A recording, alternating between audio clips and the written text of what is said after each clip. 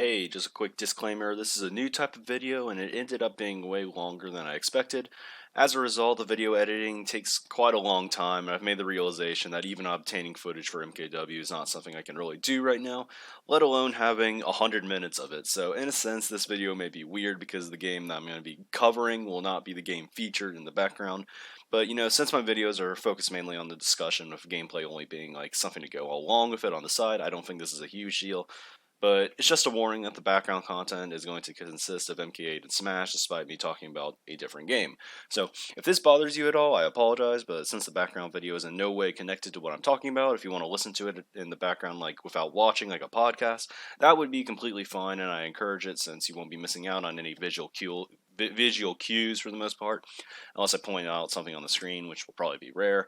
Honestly, I'm so surprised I'm committed to making this eventual series, the analysis ones, but I talk about all these games all the time anyway, so I might as well just get the detailed thoughts out instead of just writing up like every time somebody questions me. So these analysis videos will be a little bit different. In the past, I share opinions on very niche subjects, but in this case, I'm going to attempt to cover like every aspect of the game in and out.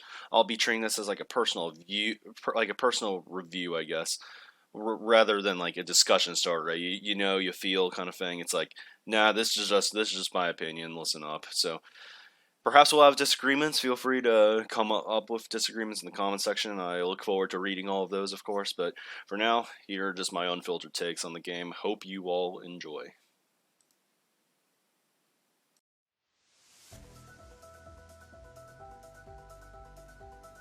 There is no game out there that I've put even half the hours into that I've put into Mario Kart Wii. This game is one that I grew up with, and it was the first game I ever really played in a competitive manner. There's a lot about this game that is appealing and makes it a fan favorite, but today I want to take a deeper look at the game at large, and talk about my thoughts in their entirety on it. I wanted to do this video for a while now and make the video called, Is Mario Kart Wii Special? I've decided that instead I would like to do more of an analysis of the game, and follow up with some other MK games later and talk about what I think each game has to offer, both as a casual game and a competitive game. So you can expect more soon since I'm almost finished scripting some others, mainly the Mario Kart 7 one. But anyway, though I loved this game in the past, I've been extremely critical of this game in the present. This is because I believe it does get too much praise. This isn't just me trying to be a contrarian either, but to clear up my opinions on the game, I wanted to dedicate an entire video to what I think this game is great for, as well as voice the often overlooked concerns I have with it, in an unbiased of a manner as possible. And additionally, note that I will not be going over modding or custom tracks because those do not define what this game is. Those are separate from the sold product, and if I'm being honest, the quality of mods are definitely a bit beneath the standalone game. Nothing against the modders because they've created good stuff, but today I'm judging the game on how it was on release day, how was it intended for the world, and following and just nothing else, I guess. I think this game is a perfect place to start, though, due to the popularity and cult following that this game still has going in 2019. As a result, I'll make comparisons to other games in the series in many aspects, but in large, I want to touch up on everything this game has to offer personally. So let's begin.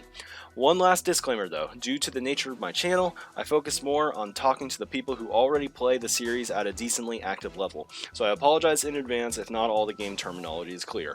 Perhaps you'll figure it out or learn some things if not confident in that already. Mario Kart Wii was the best-selling game in the franchise. This can probably be credited to two things. One, it was on the Wii, and sold people on the Wii wheel idea given how immensely popular the Wii was, and two, it was simply just considered one of the best multiplayer experiences you could ask for.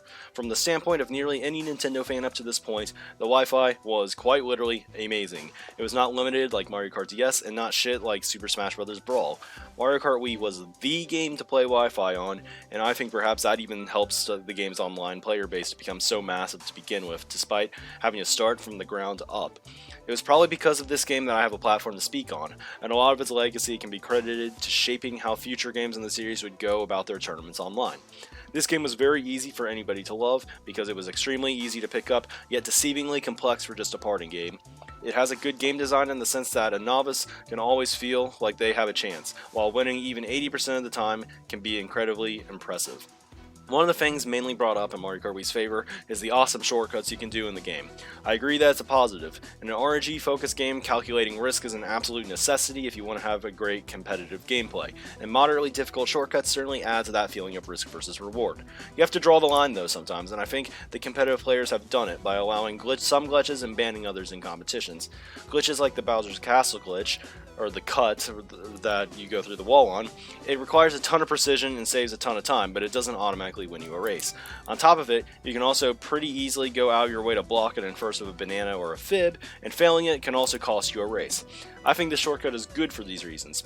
One I think that isn't so good is the one on Grumble Volcano by the Rock Hop, but isn't actually the Rock Hop. You just shroom off the stage and land in the lava to abuse a respawn. It's brain dead easy, and high key I think it ruins the track. When used in unison with the shock, you can cut off a ton of time and there's almost no risk to it whatsoever. It makes planning your race a little too much around just obtaining mushrooms, especially for lap 3. I think that makes it a bad cut for the game. Especially when there's a more risky one waiting right next to it that is underused as a result. I think people use shortcuts as way too much of an argument in this game's favor though. Are the shortcuts really why you're playing this game? Do you play the game because you can do the Mushroom Gorge gap jump or to Shroomless Water jump disc on Toad's Factory? I think you probably don't. It's a plus I think, but if the game removed these shortcuts, I think it would still have enough item strategy and even driving tech to be a perfectly fine game. I think many people take these ideas too far also. I'm aware that I don't plan to talk about custom tracks, but one of the most amateur mistakes I see in many new custom tracks is this awesome looking cut without thinking about how it may break a track by saving too much time, or if it's even obvious to begin with, or it's just hidden away from new players. You want a shortcut to be reasonable. It needs to reward skill, but if you ever feel the need to not be in first in order to maximize your odds of winning a race via getting a mushroom, you may have a poorly designed track. I think luckily, the vanilla tracks aren't really like this, outside of maybe Grumble Volcano, Delfino Square, and Bowser's Castle 3. And at least the latter two they offer some shroomless strategies as well, and Bowser Castle 3's Piss Easy broken cut is blockable with bananas or fake item boxes. You may have noticed I ignored the glitches in this game in the last part, and I think they're worth mentioning for it only briefly. The glitches were some shortcuts that ruined the game. Many people knew about the Grumble Volcano one, for example, and while it's not necessarily the end of the world for that it happened, especially since we can just ban them in competitions, they were annoying. In the current days, we have GSP farmers on Smash Ultimate who try to cheese you with item strategies and stamina battles that maximize their character's advantage. We know these people do this because they suck too much to become elite the right way, and this was a real thing back in the early days of Mario Kart Wii too. People would spam Grumble Volcano on worldwide because it was the only way they could win, because some players played with honor and decided to play the track the right way, while they just decided to cheat and try to gain points that way. Honestly, though I praise them in general, the online rankings may have served as some motivation for the discovery of many of these glitches. People would find these and use them in order to set times in the top 10, and eventually we learned how broken the game really was, and people probably could not set times in the top 10 if they didn't have a game-breaking glitch that they could have used to get there, because they probably were not good enough. It wasn't until only recently that we truly learned how the checkpoint system works in order to count laps in this game, crazy enough.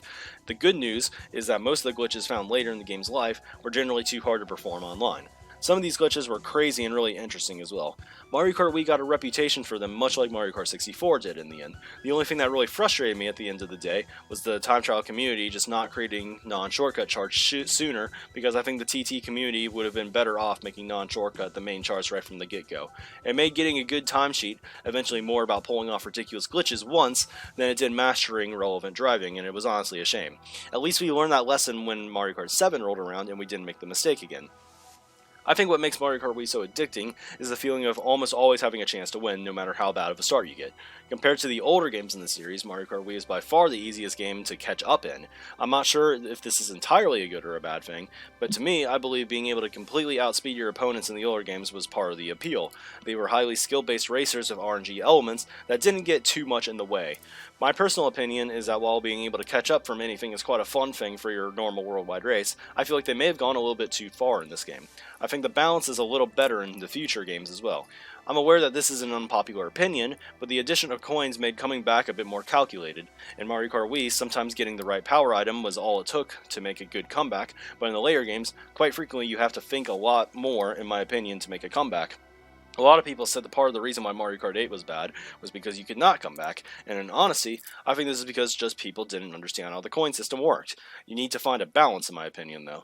I think using the power items in Mario Kart Wii were very fun, and that's probably why you always felt you had a chance, but I think perhaps it may have just been too much in the game. Like really, think about these bullet bills, they are wild, they are crazy.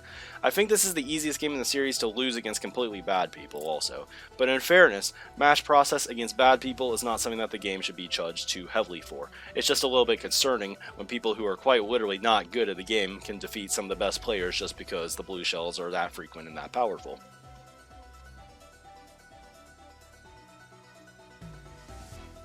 Moving on, I want to talk about a little, like a few aspects of the game that don't really fit into a particular category, mainly some additional game mechanics. A big selling point of this game is utilizing the Wii's motion controls. Each new copy of the game came with a plastic Wii wheel that you could place your Wii remote into. This is really cool at first, but I pretty quickly realized that it felt worse than just holding a normal controller. As a result, I switched to using a GameCube controller pretty early on, and I was right to do so, because the Wii wheel is actually ass. The controls were playable, but a disaster for anyone who wanted to play seriously. Some players prevailed, but did so despite having a massive disadvantage. Ironically, the Wii wheel turns out to be the best controller for tasks, I believe, but as humans, the benefits only really seem to be in our favor on tracks like Mushroom Gorge, the glitch, assuming you were doing a time trial on it. I ended up using all 4 controller options at one point. When my disk drive broke, instead of hacking my Wii, I just bought a newer model and used it as an excuse to replay some of my older games. In hindsight, I'm glad I made this decision instead of trying to load an ISO for years after. I got so much money's worth out of this game that I can't feel too bad about it anyway. The only problem was my new Wii model had no GameCube ports or compatibility, which just sucked for me. So I used the Wii Chuck a bit before eventually picking up a Classic Controller Pro, which turned out to be my favorite controller.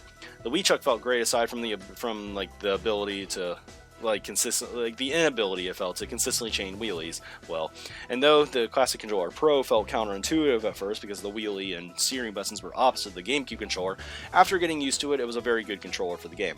The important thing here was having these options were great for the game because it let serious players play the game how they preferred while letting casuals have fun trying out that faulty steering wheel. Now let me tell you, the Wii wheel, despite being a pile of garbage, was a huge success. The casuals ate it up and this thing sold units. Everyone really won here, unless you didn't have enough shelf space. Though it was introduced in Mario Kart DS, drafting or slipstreaming returned in this game as well, and I think it actually fit a lot better in this game due to the fact that the driving in general was a little more straightforward. In Mario Kart DS, the driving was very mini-turbo based, and it was even rare to drive straight in the game at all when playing optimally. So since wheelies were in use a lot, stacking speed with drafts on straights and even turns was pretty common in this game, and how it stacked with boosts and ramps felt also about right and was a happy balance. I think that this game is probably the best game for drafting and like how it's been implemented. Looking back, it was a new feature in this game, and while mildly useful, I don't think it was a fully realized feature yet, but more of just a result of having an extra button now. It was pretty good for avoiding shells coming from you behind, and even looking out for me names behind you. We were lucky enough to have one glitch in the game called the battle glitch. You could see player names from anywhere in battle mode on the stage, but not naturally in race. But after entering a battle, this feature didn't turn off and was absolutely abusable for races on Wi-Fi. For a player who had to play without miking for many years, this was a godsend and actually gave more utilization to the look back feature despite not being able to use it to spy on items of other players. Tricks. These were probably the best. This is probably the best new mechanic in the game. It was introduced at just the right time too, because in Mario Kart DS you could charge mini turbos in air via leaning and could give a trick boost off a mini turbo when landing from jumps. And it was very clunky to land otherwise. But in Mario Kart DS, you could use the bounce from landing off a ramp to start a new drift. And in Mario Kart Wii, they kind of streamlined the landing options with the trick. The boosts were super generous in this game also, and I think it was a good thing. It was very satisfying to land with tricks and made ramps something that were even more desirable than before, and having different trick directions was nice as well. And when added with good air control and low tricks, we had tons of new strategies surrounding jumps in general, and some of the best players in the game mastered these tactics to get advantages over the everyday player. I think that tricks were introduced at the right time in this game, because without them, the landing options would have been quite clunky and slow feeling. Some more advanced tech in this game gives the game there's more techniques to be used ahead in competitions than I guess at first glance. This includes some different forms of drifting as an example. So soft drifting, I believe, is introduced in this game, and while not nearly as applicable as in the 8 games due to optimal combos only needing a regular mini turbo in this game, it still had momentary uses as when accelerating to gain a boost faster. Drifting was changed up a ton in this entry to begin with, though. It was the first time you had two options, automatic and manual, and I think the only time at that. Automatic removed mini turbos to begin with, but I think it was a good addition because it was great for beginners that never really cared to get better. I played this game at a very young age, and this was a perfect option for my parents when they played because it's possibly more intuitive than manual drift for the average person. I think what makes this option super interesting, though, is that it actually has legitimate uses for really good players. We've seen world records performed on automatic on certain tracks like Moonview Highway and Peach Gardens, weirdly. You would never think that it makes sense at first, but after watching automatic in action on these world records, it's really unique and clever. It's surprisingly even harder to master, I think, than manual drift, but that may just be because I never practiced automatic online, of course. Automatic was also better for some vehicles like Jet Setter. It was super fast and had low mini turbo, and its drift was pretty bad to begin with. It actually made it more usable than otherwise. Regardless, if playing the game to win, you shouldn't ever be using automatic, but I think it's still interesting. Manual is the other option, but ironically, the mini turbos are relatively automatic compared to the former games in the series. Obviously, this change was to nerf snaking, a controversial yet, in my opinion, awesome strategy from previous Mario Kart games. Instead of being able to manually charge your mini turbos, now you have to wait a specific amount of time in order to charge them. But the positive takeaway was at least you could do things to speed up your charge time, like soft drifting. This became more important in later games, but it was good to not have to wait a specific amount of time every single drift, because every drift is not the same. The new bike mechanics were probably what made the game interesting. The wheelie looks cool, and it's optimal too. Admittedly, the wheelie isn't too complicated, but I suppose it's better than nothing. I thought it was cool that it sped you up, but moving during it made it worse. So in a sense, you were rewarded by having the best racing lines possible. There's really no reason why you should turn in a wheelie, as you can just hop out of them at any time to realign that way, but abusing this still resulted in a time loss, so I think wheelies were a fine addition. Online as well, bumping into somebody, I suppose like offline, but bumping into somebody who was in a wheelie would slow them down considerably, I believe knock away any items they were trailing. So doing them when it was safe was also a bit of a skill that punished players that didn't play the pack too well. The only thing I wasn't a big fan of regarding wheelies was probably unavoidable, but chaining wheelies perfectly was a little bit of an annoyance, I think. Some people called these luck wheelies because of how hard it was to time them, but essentially when a wheelie ends, you can start a new one with great timing to get a rather significant boost than you otherwise would get. It's not necessarily a boost, but you just gain a lot of time from chaining them perfectly. It wasn't a giant deal to me, I guess, but I think it's a little more annoying in time trial only.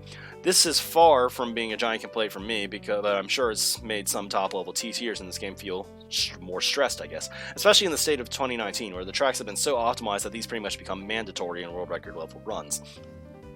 I think it's a misconception that wheelies made bikes broken in this game. They were very good, but I think the new inward motorcycle style drift just stole the show here, because it made normal cornering that much better for certain bikes, while it felt you only had a fraction of that kind of control with karts. I think the karts being able to do SMTs actually balanced out the wheelies like intended, but that the inward drift was simply what made bikes so much better. We pretty much see that there's no true viable setups featuring outward drifting bikes, which leads me to conclude this. In Mario Kart 8, they replaced wheelies and bikes with SMTs and UMTs, and karts were still better, but I think they were vastly different reasons for why this is true, such as fire hopping and just the nature of inward drifting being worse to begin with in Mario Kart 8. Some of the bikes are quite strong in Deluxe, but they're all the outward drifting ones, which essentially act like karts in that game, so it made sense that they're good then. In Mario Kart Wii, when the standard bike didn't act like karts, it was just it was just terrible, and even worse than many of the carts. Simply put, the inward drift was just bad in Mario Kart 8, while it was broken in Mario Kart Wii. Inward drift led to some extra strategies too. There were some strategies that benefited inward drifting bikes, such as spin drifting. Though it wasn't super applicable in most cases, it allowed you to take sharper turns by hopping in one direction but drifting in the other. It was used for specific things like the last shortcut on 64 Bowser's Castle or the first turn of Delphine Square. But time trial could actually be, I guess. It wasn't used in time trial too much, but it was optimal in some places. But what was interesting about it was that you could actually use it to realign if you were just off by a little bit on a turn. So slip drifting was another strategy that could be used on certain parts of certain tracks, where you could start a drift without hopping. I don't think it was too applicable, but I felt like bringing it up since I guess it's a little interesting maneuver in the game. Let's talk about setups to begin with now. So personally, I think that the character roster is one of the least significant aspects in a Mario Kart game. In many other games, character selection results in playing the game entirely different, notably in Smash. When you pick a character in Smash, it changes, like they have different movesets. In Mario Kart Wii, it hardly changes the gameplay at all because the vehicles matter much more to begin with. Really, any character is viable in the medium or heavy weight classes, which sounds good on paper, but in reality, the entire roster is practically outclassed by Funky Kong, except perhaps for Daisy or Rosalina. Personally, I don't even care. If there's any character that I would have hoped to dominate the game, I'm glad it's Funky. He's sick and made the meme potential of this game fantastic. The thing about stats in general, though, is that the majority really don't matter in this game.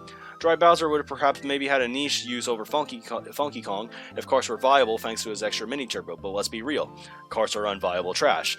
Now I'm not going to deny that it is possible to win with Karts for the two of you out there that insist that they're inviable, but this is where I'm going to have to slap some truth bombs on you.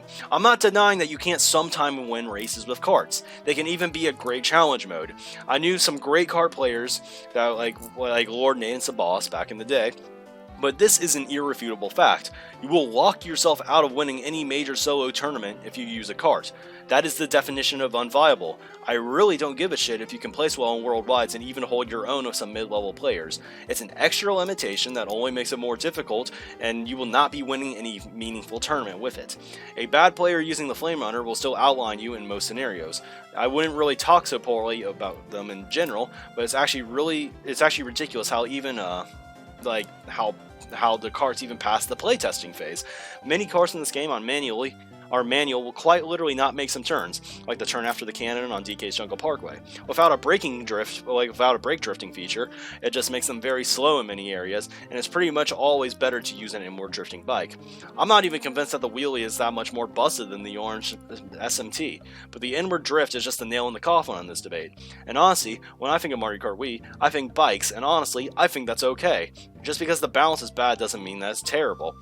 I'm not going to really rip the game for having unusable vehicles, because it's your active decision to use them and be bad if you really want. I think that it's actually a really weak argument to call the game bad for this reason, because you aren't forced to deal with the kart's handling to begin with. The karts may be disappointing, but the inwards are fun enough in this game and make up for the karts completely.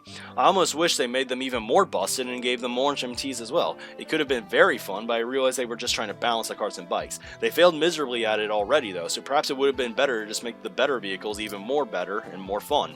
Even though the Quacker may be a better vehicle than the average, there's absolutely no reason to use it. At the end of the day, the Flame Runner outclasses everything. You can make a vehicle tier list if you want and have a bunch of every tier have some vehicles and stuff, but if you really want an accurate tier list, it should just be Flame Runner at SS and Mach Bike at A. The stuff like Wild Wing, Magic Cruiser can be D, the Bullet Bike could be C-, and everything else should just be F. It's just that large of a gap. In many games, there are at least some things that low tiers can do better than top tiers. In the case of Mario Kart Wii, there's almost nothing that some vehicles can do better than the Flame Runner, however, so that's why I just say outclassed. It's the best combination of speed and inward drift, and though the Sphere is faster, it can't corner sufficiently on a lot of turns in the game. It's heavy and has a good mini turbo also. The off-road is poor, but completely made up for in the other stats. This gives vehicles like Magic Cruiser, actually, a niche advantage though, on tracks like Sherberland and Shy Guy Beach, but given matches are played in Grand Prix and those vehicles are dominated and worse elsewhere, it's incredibly likely that even if you play both in the same Grand Prix, using the vehicle will still give you an overall disadvantage to the Flame Runner. The remaining major stats are acceleration, but with how Mario Kart Wii is played in an optimal state, these stats are practically invalidated. The Flame Runner may have worse handling than some other setups in the game, but the handling is good enough. It can take every turn in the game sufficiently well. Standstill Mini Turbo, from what I see, it's a universally liked add-in that's unique to this game, and while nice and useful, it doesn't come without its own flaws. It completely negates the biggest disadvantage the Flame Runner has in the entire game, and makes it passable because the acceleration does not matter because you can just do a standstill mini turbo. The end result is simply just we have a setup with almost no weaknesses and not much incentive to not use it. The Daisy and Mach Bite we also know is pretty good, but still disadvantaged to the Flame Runner overall. At the very least, the Magic Cruiser, its stats are unlike the Magic Cruiser, the Mach Bite stats are good enough that on tracks where it's worse, it's not that much worse. You can still win with this setup, but to an ordinary player, there's not much actual incentive to use it unless the worst stats are simply worth the extra handling to you. Again, like I mentioned before, I think that Funky Kong and Flame Runner being dominant isn't a bad thing. It's broken, it feels good to use, Funky Kong is sick, he's dope. Honestly, I'm okay with this. Maybe the average person in a worldwide race won't like it, but the setup makes top level play enjoyable in my opinion because you have a fast broken setup that actually has a lot of flexibility, which I believe is one of the bigger strengths of the game. Imagine a metagame where Wario Bike had the best stats. Sure, it would be awesome, maybe because it's just a Wario Bike and that's kind of a meme, but would it really feel as satisfying to play this game as if than it is in its current state? Unless they completely change the engine to match something like Mario Kart 7's or another Mario Kart, I think the cars in this game were just kind of hopeless, like trying to nerf Bayonetta in Smash 4. It just, like, no matter what you did to change it, it just wasn't going to work. No matter what you do, it may not necessarily fix the game, and honestly, why do nerfs to begin with? I'm glad the Flame Runner felt nice to use because its ability to be fast and time trial as well as getting out of disadvantaged situations online makes for a better gameplay experience than the game otherwise would have had. If the Flame Runner was worse or more balanced, I actually think the game would be less fun to play. The broken setup being fun is part of the appeal to me personally. Despite the setup invalidating more of the others, I think having a setup with nearly no weaknesses makes the game fun. Why would you want to never not be overpowered? It's not like it's unfair because other people can use it too. It's not like you call dibs on it. The competition is still fair. If you want a challenge, you can try to win with competitively unviable stuff. Though perhaps the terrible balance was unintentional, it's similar to Mario Kart DS, I think. The slower carts in this game were generally able to snake, which made all the speed carts typically slower than the carts with high handling and low speed, ironically. I think what makes the game that game so satisfying, as well as Mario Kart Double Dash, is that the fastest setups have the best acceleration and handling, and it's similar to Mario Kart Wii in the sense that there's carts that don't have really big weaknesses, I guess. If you're one of those elitists who thinks that the actual character roster and if you think the actual character roster matters and use that as an argument as to why Mario Kart Wii is a good game, I think you're deluding yourself. The characters make no difference on the gameplay, and if you really want to talk analytics, then let's talk analytics. Dry Bowser is a clone that nobody complains about for some reason. Diddy Kong is not a Mario character. All the babies are irrelevant, and Baby Daisy's debut game was Mario Kart Wii. How the fuck are you deserving of making a spin-off game if you've never been in a game before? It's crazy. Funky Kong also is not a Mario character, but I bet you main him online, so I bet you don't actually care that much about using your regular main character. The people who complain about this stuff are the same ones who complain about Pink Gold Peach being in Mario Kart 8, but here's the thing. If there's still more characters in the game, does it even matter if Pink Gold Peach is there? Let's break it down. While I don't want to make this a comparison with Mario Kart 8 Deluxe video, one of the quote strengths of Mario Kart Wii I always hear is that the character roster is better than any of the modern or recent games. So let's test this claim against the most recent game. Let us suppose that Mario Kart Wii has a better character roster than Deluxe. Many of the characters between the two games are shared, so let's stack up the characters that make the rosters different side by side. So in Mario Kart Wii, you have Birdo, Diddy Kong, and Funky Kong. And yep, that is every single one that is not in Mario Kart 8 Deluxe. In Deluxe, you have Baby Rosa, Cat Peach, Isabelle, Link, Lakitu, Pink Gold Peach, Metal Mario, Gold Mario, Shy Guy, Tanuki Mario, Villager, and all 7 Koopalings. Now, here's where things get complicated, of course. You see, many people like to say Mario Kart Wii has the better average character, and we like to compare average quality to see what is better on average. And I get that, maybe it does have a better average character, but why does that apply? Why do you care if Pink Gold Peach is in the roster if she's clearly not taking up a slot that another character would use? There's simply more options here, but wait, before you go to the comments, I can hear what you're saying already. Rookie, this is unfair to claim that 42 is greater than 25. A lot of Deluxe's characters are just hot garbage. Clones shouldn't count for roster slots, and you know what? You are absolutely correct, so let's get rid of them. Let's take a look at our new exclusives list. So as you can see, nothing changed on Mario Kart Wii.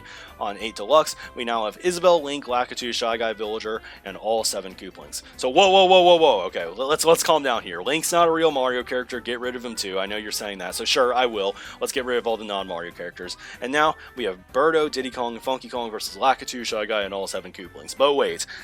Are Diddy and Funky actually Mario characters if they haven't ever actually appeared in one main series title? And the answer to this is no. And I know a bunch of you guys, including one special friend who is probably watching this, are big Diddy stans, but let's be real here.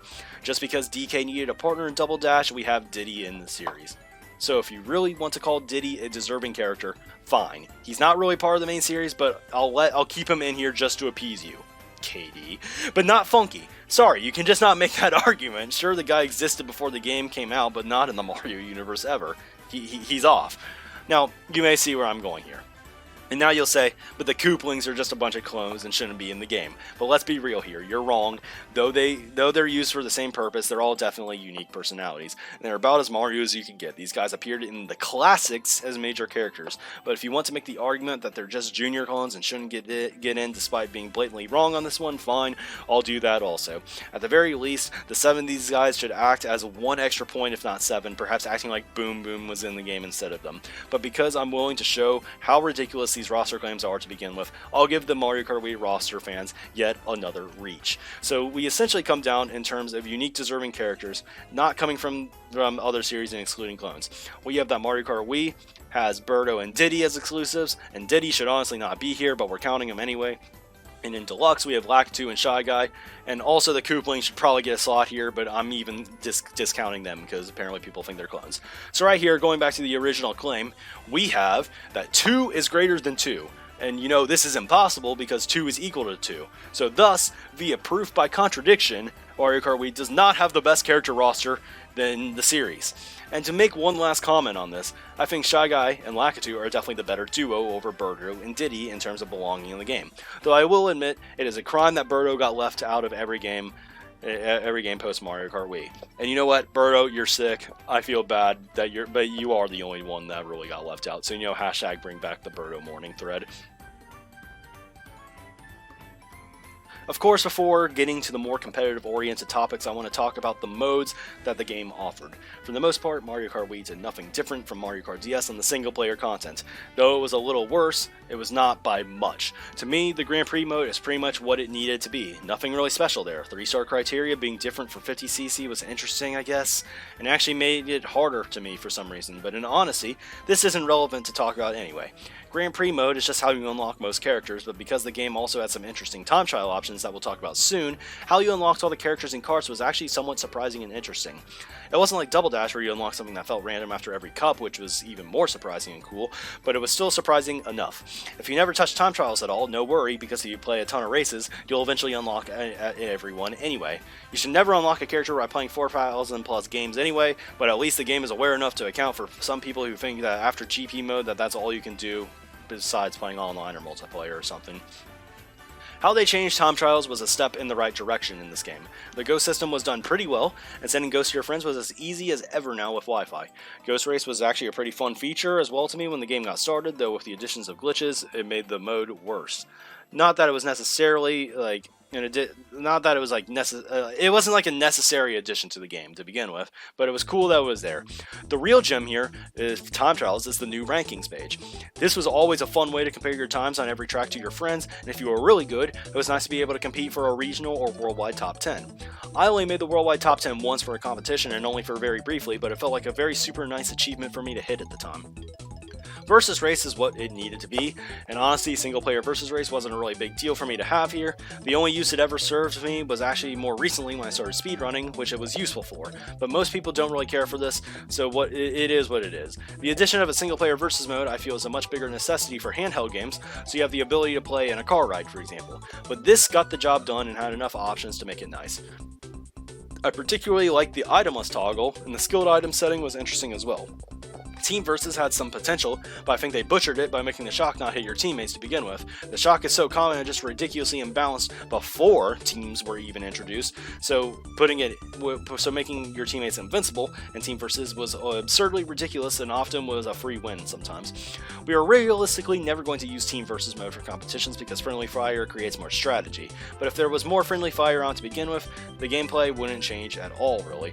So I can understand why, if friendly fire is off, the gameplay wouldn't change from just normal gameplay anyway, so I understand why it was on because I guess it offers more extra options in the game. This isn't just an option I think I'd ever choose to play unless wanting to randomize teams in a friend room or a very casual event. I think this only happened once or twice when I played the game, but whatever, it was there, it was nice. Battle mode was utter trash. I'm not going to sugarcoat it, it was just trash. A lot of people have recently justified Mario Kart Wii's battle mode because it was better than 8, and I mean on the Wii U, and that's just a horrible justification. People are correct to say 8U's battle mode was complete shit, but that doesn't mean that your game is good if it's better than shit. It could be good, but it could also be a slightly less degree of shit, which I believe it is. Mario Kart Wii's battle mode, which was a punch in the gut because it took nearly everything that made the previous game's battle mode special away. To me, battle mode's at its best in free-for-all form, where it's every man for himself, last man standing. Perhaps you disagree with me on this and we'll say this is subjective, and maybe that's true, but I feel like battle mode gains most of its charm from the old formula seen in Mario Kart 64, DS, and Double Dash. Elimination style adds an extra sense of intensity to the battle. You're close to the win, it's like a lap 3. You know the last opponent you need to finish off is probably your best remaining competition. You can shift your focus on defensive play to be an all-out offensive, and strategically plan around specific players. It's a feeling that just cannot be created in Mario Kart Wii's new time-based format. You just constantly play the same way for 3 minutes every time without difference in each match, and if you got a good item at the end, or we're a second away from another hit, nobody cares. The game doesn't end on a finishing blow like in a free-for-all. Was there no intensity at the end of the game because the score was like 20-8 or something? Well, that's just too bad, I suppose. The decision to force teams into every single match was perhaps an even worse one. With how teams worked in this game as well, none of your items can hit your teammates, and it encourages spam in a sense, and limits who you can hit to begin with. There's hardly any coordination in normal battle worldwide, so why should a player who scores high have to get punished for playing with bad players? It's not like they're working together anyway, they're just playing as a single player and just hoping their teammates don't suck. I'm not saying that teams can't be an option, but requiring it is a little ridiculous in my opinion. The modes they're offering, in my opinion, are some of the worst ones also in the series. Balloon Battle has been great in the past, but it was stripped of everything I loved about it in this game. While Coin Runners was a worse version of Shine Runners in Mario Kart DS, I guess in short, my biggest issue with Coin Runners is that it's a battle mode that actively encourages minimal interaction. So, I just think it was worse than Shine Runners. Maybe I'll explain that in an upcoming battle mode video. I think I've wrote out everything I want to discuss there, so you can expect that soon, I guess. Anyways, moving on. Growing up and playing Nintendo games was a fun time for me in the past, and I think the peak Nintendo experience is simply getting a bunch of friends on the couch and playing some great multiplayer games together. I had many of these memories on the GameCube, probably my favorite console ever, and I did have a little of it on the Wii, but not really in the form of Mario Kart. I'm not sure if it's just Wi-Fi's doing, or if my incapability to have fun on offline multiplayer, which is just because Mario Kart Wii was like the first game I played where I was just so ridiculously better than anyone I would ever sit down with, but I just never found too much value in the 2 to 4 player experience in this game. I remember a low frame rate and thinking that sure, I was playing with others, but could I not just do this on Wi-Fi now versus better people with a full screen for myself and not just 1/4 of the screen? With the same people, if I wanted to, even I could even play like the same people I wanted to, without even having to hang out at the same place. And I feel that even though Mario Kart is advertised as your classic Nintendo multiplayer experience, I just can't understand the hype of playing it offline in this game. It was notable for me in Mario Kart 8 too, but for me in the Wii era, Wii Sports and Brawl were by far more fun to play offline, and it wasn't really close. I'd rather play a game of Mario Strikers Charge or Super Sluggers as well. I believe there's a reason for this though, and why I felt this way specifically around Mario Kart Wii. And Mario Kart Wii allowed us to play 12-player online, which is definitely the unquestioned optimal way to play the game. So why would I ever want to play with only 4 people? 64 and Double Dash never had this issue of just offline feeling meaningless because it was the best we could get. We didn't have a Wi-Fi that would just do this. I suppose you could do LAN play, but setting that up was incredibly difficult. In reality, it doesn't help that Mario Kart Wii's offline multiplayer was honestly just a downgrade, especially compared to Double Dash. Double Dash had it all. Not only could you play versus and battle with 4 friends, but you could play Grand Prix mode 2, and you could even team up with your friend because of the nature of the game. If you had only one friend over, and you were way better, you could always try tag teaming, and that was fun. And even though 64 didn't have as many options, I would still argue that the battle mode alone was enough to make it better than Wii's offline multiplayer. And Double Dash just completely blew it out of the water. I think the reason why battle was so bad in Mario Kart Wii because of offering it on Wi-Fi. Though MKDS had Wi-Fi, there was no battle mode on it.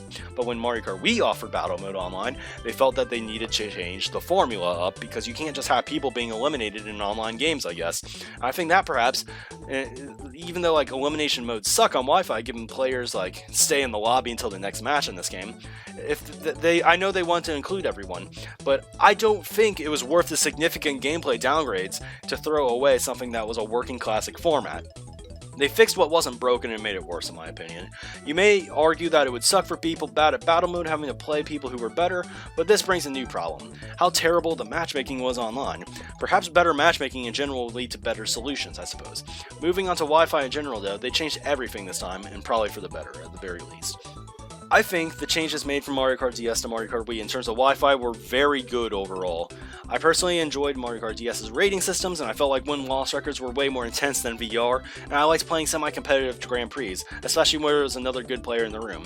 Seeing everybody's logos were cool too, but overall, I can recognize that Mario Kart Wii's online was a massive improvement, and this improvement wasn't just Mario Kart Wii's Wi-Fi, wasn't limited like Mario Kart DS's, like in the sense of no trailing items, 4 players, 20 maps only. It was the matchmaking system. I think just having non-stop races without Grand Prix was definitely the way to go. It made finding a lobby almost instantaneous because you weren't being matched up with people waiting to start a full 4-race Grand Prix. You could even be matched up with people already in a race. You could just hop in whenever you want and leave whenever you want, and I think it was a change mainly for the casual audience, but I still think logically it made a lot of sense. Maybe it was unfortunate that there was no Grand Prix mode option, but this is still at the very least an improvement because this was a better system than just Grand Prix mode. It also solved the massive rage quit problem that Mario Kart DS had. The Wi-Fi becomes better when you realize that VR is meaningless. The maximum VR is very easy to obtain if you're a competent player, and it's pretty obvious that Mario Kart Wii is very luck heavy and that if you drop below 9K, you're probably just unlucky for once. The solid Mario Kart Wii lobbies are something I miss. We don't really do these anymore. This may just be because of like the time, but I remember the most fun I've ever had in Worldwides back when Mario Kart Wii Worldwides were active with good players. It didn't feel like each race was a life or death scenario, and it felt very casual, but at the same time, it offered a unique challenge each race, and to always be able to be coming back feeling, and at any given race made the game fun for everyone, even the noticeably weaker players in the room. This is why matches of even skill are so fun though, because good players normally just front run versus scrubs and it's boring. But when playing other elite players, they're forced to have to adapt and make stronger. They're forced to make use of stronger and more powerful items in this game. It can lead to satisfying comebacks and great use of power items where play like that is just not. You're not capable of it in normal Worldwides because everybody just sucks so much that like using a good bullet bill or a golden or star is not satisfying. Which brings me to a disappointing removal. You have the option to play with friends, continentally and worldwide, which actually lines up with the ranking systems, like on the time trials. It's almost a constant theme, friend, regional, worldwide. But the sad removal was the rivals matchmaking in Mario Kart DS. This is a big loss, especially for new competitive players who didn't have access to a great friend list to find the best lobbies in. I never played Rivals much, and I kind of regret it, because even though it wasn't a perfect matchmaking system, it certainly did its best to match you up with other noticeably solid players and to give you a challenge. It's kind of unfortunate that it's gone, because I felt even getting placed in rooms with 7K and 8K VR people on Mario Kart Wii was still kind of not the same. Overall, I'd give Mario Kart Wii the most positive worldwide experience though. The games being low commitment and super speedy to find match times were the necessary changes needing to be made, and really I can't claim these modes weren't bad because of it. I have a lot of my best memories with this series and Mario Kart Wii Worldwides after all. Friend rooms were what we needed them to be, I suppose. They were good enough to have competitive matches online, and that's really all we needed. The lack of options were disturbing personally. I'm not saying we need an item probability editor, though honestly maybe we do, but the option to at least choose what CC or engine class you're playing would be nice. One of the biggest gripes I can come up with on Wi-Fi is how the game would sometimes make you play 100cc, which is just trash. Mirror was almost acceptable, at least it's not slow like 100cc, it's just kind of a why thing. Like, why do we have to play this? It's not that force mirror mode was that bad. Some may even argue that it makes you need to practice more strategies outside of time trial. But after playing every game after Mario Kart Wii in the series, if I were asked if I wanted to play mirror mode, it would just be like, why? I don't need to. I'm not certain, but I think 100cc was more for people new to Wi-Fi because I remember some correlation with 100cc in low VR in rooms. The problem with the system is we frequently could make new licenses, and it seemed that frequently you'd play with a 5000 VR guy who was actually a high level player, and you'd just ruin a room race on occasion because it'd be 100cc. You could still do a lot with room races on this game, and Mario Kart Wii was actually the last game to not disconnect you for being a degenerate online, and while there was certainly a completely valid reason for this, it led to some interesting room races. The notable ones were driving backward races, which had some interesting strategies, and most tracks could even be done in this game, unlike later games that seem to have them designed against being able to drive backwards. They even expanded on the idea of it in this game with some tournaments, but I guess I'll discuss that I guess I'll discuss it momentarily. Sometimes we would play rooms where we got a piranha prowler to shroom a quacker into a fake item box and see what places we could fly to, like the islands and the river on DK's Jungle Parkway. The game seemed a lot more open to this kind of stuff, I guess.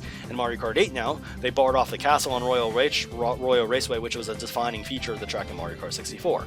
Once again, I think this is like an LOL, we can't have that kind of thing online ordeal, but it's unfortunate regardless. Overall, I support the decision to prevent people from going backward online, but I can't deny that it led to some fun evenings with friends in the past on Mario Kart Wii. Perhaps having multiple licenses per console was a problem too, because many people weren't afraid to go backward and troll online if they could do it off their main account. Obviously, the Wii didn't have accounts, so multiple files were more necessary back then. I had a Kart dedicated one, which is kind of cool, but in hindsight, maybe it was a bad thing for competitive matches and players players could try to alt with different licenses. I can't act like this is a negative on the game though, because to the casual player or household with multiple people, it was a necessity to have multiple licenses for like different siblings or even parents or something. I really like the tournament mode or competitions overseas, even though I think it was a direct downgrade from Mario Kart DS's mission modes. The events themselves I think were more wacky than the DS ones other than the boss fights, at least in the sense that they edited the stages a little more. I think that the mission mode was better though, because it was more like a single player campaign, which is probably the closest thing that Mario Kart will ever have to this, and you could play any event at any time.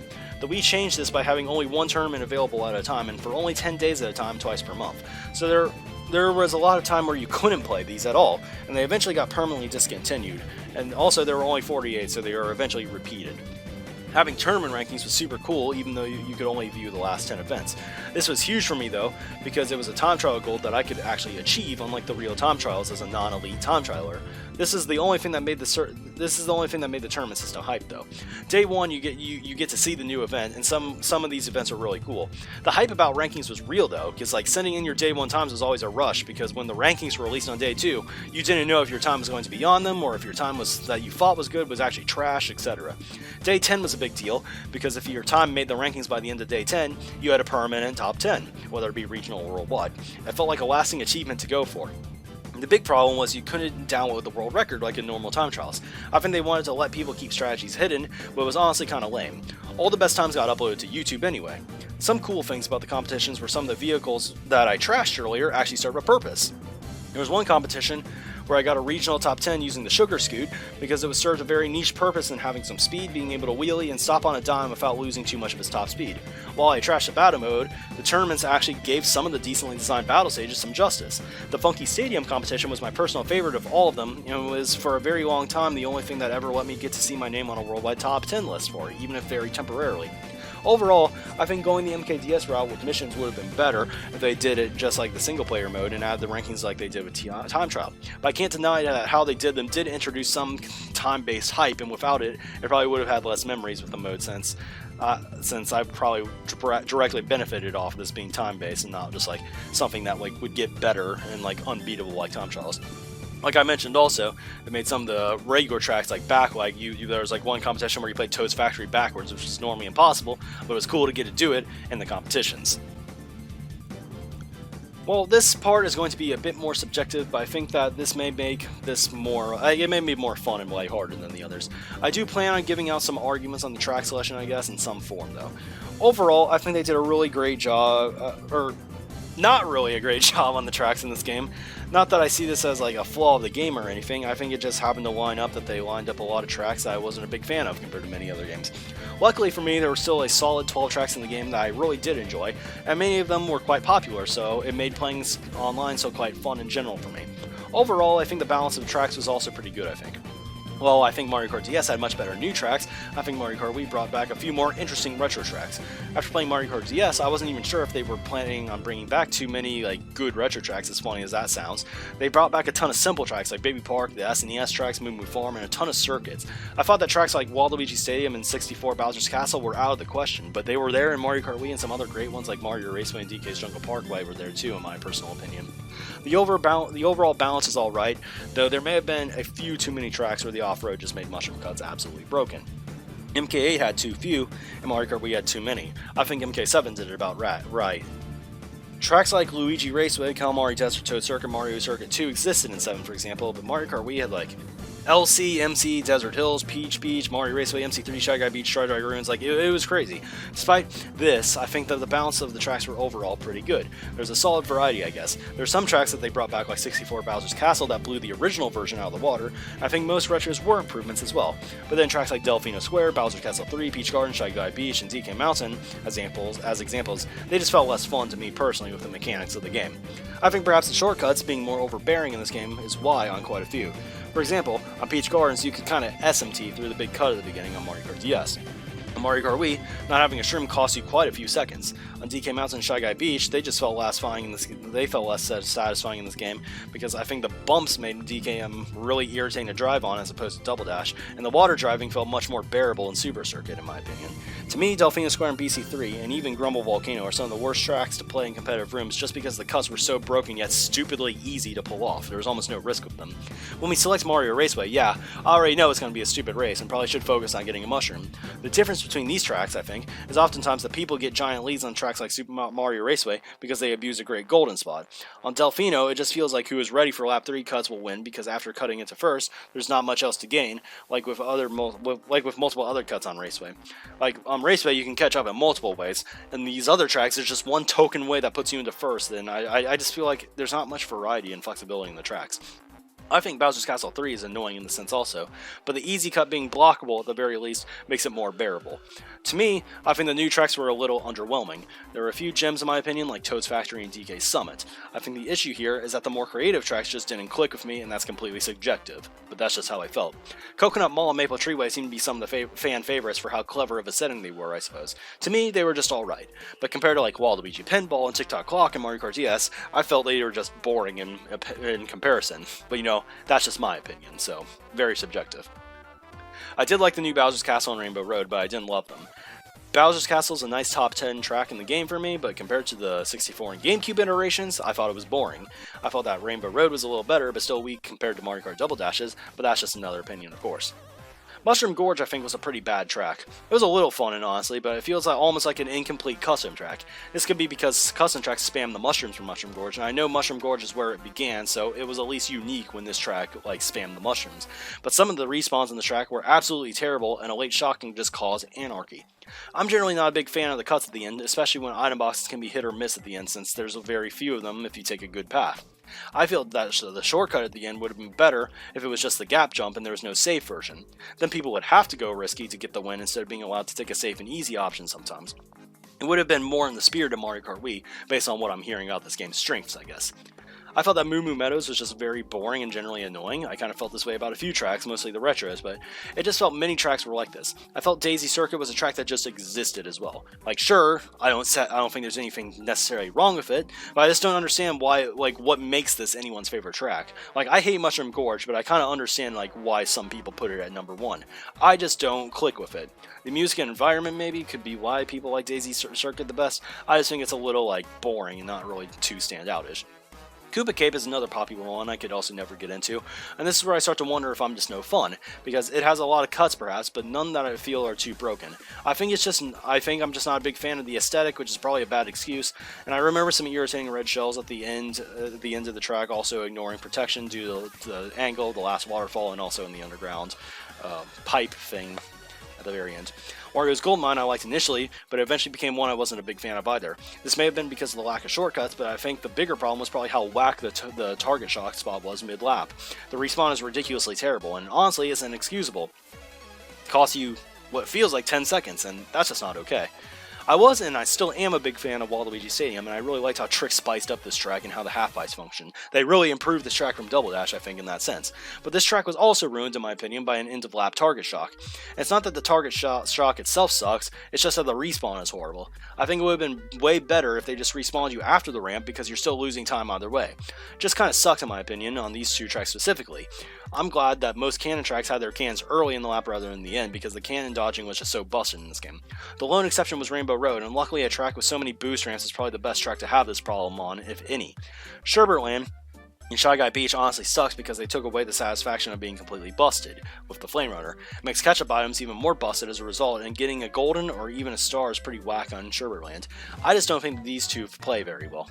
I really like Yoshi Falls and Ghost Valley 2 in this game, actually. I think these two tracks serve a unique purpose, and it made them less boring than in their original games. There were definitely some catch-up strategies on them, but the fact that blues and shocks weren't always givens on them made them very interesting in my opinion. I think Moonview Highway is my least favorite track in the game, honestly, but it's mainly a Wi-Fi concern. It felt like Mushroom City and Shroom Ridge were it felt like those two, but with more annoying traffic patterns and not being really as unique. My real issue here, though, is how laggy the bomb cars were occasionally. I remember a decent amount of times people with trash net just making the track unplayable. It amuses me how some MK8 meta has started with Mario Kart Wii these days, because like picking Moonview Highway for top spots, because people pick for front running tracks in Mario Kart 8 for top spots, and it kind of I feel like it kind of shifted over more to Mario Kart Wii. It's not that I'm against people strategizing by picking certain tracks, even though I feel like it matters less in a game where you can just access goldens and stars for sets. It's that people pick it because they know that the track is some bullshit and borderline unplayable at times if you're starting in the back. So the issue I have here is that they aren't really picking Moonview Highway because it's like a good track just like naturally by the track. It's because of lag or something. When you can get stars and goldens at the beginning of sets, I think picking tracks for how they play at the beginning is a little a little silly. I suppose it works for some tracks like Toad's Factory, which doesn't really have very many easily accessible item boxes at the beginning. But on most tracks, it doesn't really matter how you start off because you can just get a golden mushroom and pull to the front anyway. But the thing is, I guess the thing is, on Mario Kart 8, it made more sense, I suppose. On Mario Kart Wii, I feel like you're better off just picking tracks that everybody on the team is good at instead of just picking for lap 1 strategies, I guess, because blue shells are much more common, shocks are more common. That's just how the game works, I think. I mean, you can pick Moonview Highway for top spots. I just think it's stupid and a little degenerate because you know that you're picking it just so lag screws over the people in the back. The quote luck tracks were kind of in their own unique category, I guess. They felt bullshit, but kind of in a fun way. I never minded playing a good race on good old luge. To me, the best tracks are the ones that reward front running and talent, but also provide a decent number of item boxes and perhaps strategies to catch up on, and perhaps a cool shortcut or two. This is why I always did like tracks like 64 Bowser's Castle and Toad's Factory the best, as well as perhaps Bowser's Castle Wii and DK Summon, but that's just my opinion. Anyway, here's my track tier list. Feel free to start a flame war with me in the comments because this is just subjective. Maybe I'll respond, maybe I won't. I'm not going to spend too long discussing battle stages because in honesty, it's hard to care too much. I felt they didn't have any amazing stages in the game, but they had a lot of solid / above average ones. My least favorite ones were probably Swamp Desert and Chain Chomp Wheel, though I always liked the theming of the latter and kind of thought the former had an interesting trick physics concept. There was something about the moving floors I did not find too appealing. I have a soft spot for Funky Stadium because it's Funky Kong in the one tournament I mentioned earlier. It's probably too big though in honesty, but fair enough. It's 12 players and you could stun everywhere, so it was pretty fun. Block Plaza is alright. I think it's worse than Block City and way worse than Block Fort, but I can't talk shit because this battle stage is carrying my channel for some reason now. Still don't know how that texture video I made got well over 150,000 views and still climbing, but that's how it is, I guess. Delfino Pier may be the best new stage, and that's just because I feel like it's I guess the best size and I guess the most interesting theming, I suppose. Battle Course 4 and 3 were meh, but alright, I guess. Skyscraper and Twilight House were good, but I think they were just average selections from their original games. My favorite battle stage was probably Cookie Land because it forced intense interaction and it felt like the only interesting Coin Runners map as a result. There's a quote glitch where you could throw shells above the walls mid-stage, and when battling was relevant, all the top players but hated quote wall throwing. I'm not sure why. I thought it added more to stage to the personally. Cookie Land was always insane. There was so much going on, and that's about all I have on the stages, I suppose. Cookie Land's the best one, I think. Just because it forced interaction, it was like one of the smaller stages. It was kind of unique in that sense. But that's all I have on battle stages. Make sure to subscribe for more Block Plaza content someday. I wasn't a huge fan of the music in this game, but they definitely had some memorable songs. I like the DK Summit, Rainbow Road, and Daisy Circuit themes notably, as well as both credit songs. Coconut Mall got a pretty great remix on one of the Olympic Games spin-offs as well. I wish they did more to upgrade some of the retro track songs though, but technically it wasn't really needed. I think one thing that they cleverly introduced in this game wasn't as present in newer games, and there's like tracks that have multiple channels for their songs. Though I'm by no means a Koopa Cape fan at all, I think the way the tracks use sound to match the environment was pretty neat, because you would hear more of like an indoors theme when you're underwater, and you'd hear like more of a natural outdoorsy theme when you're out of it. I thought that was really cool. Is Mario Kart Wii the greatest competitive Mario Kart game of all time? Maybe. Let's talk about it. There's a big lasting effect that this game has had, but let's not get carried away thinking that it's the Melee of the series. There probably has not been a Melee yet, and if there was, it was Mario Kart DS. Well, let's talk about the brief history of Mario Kart Wii now around launch.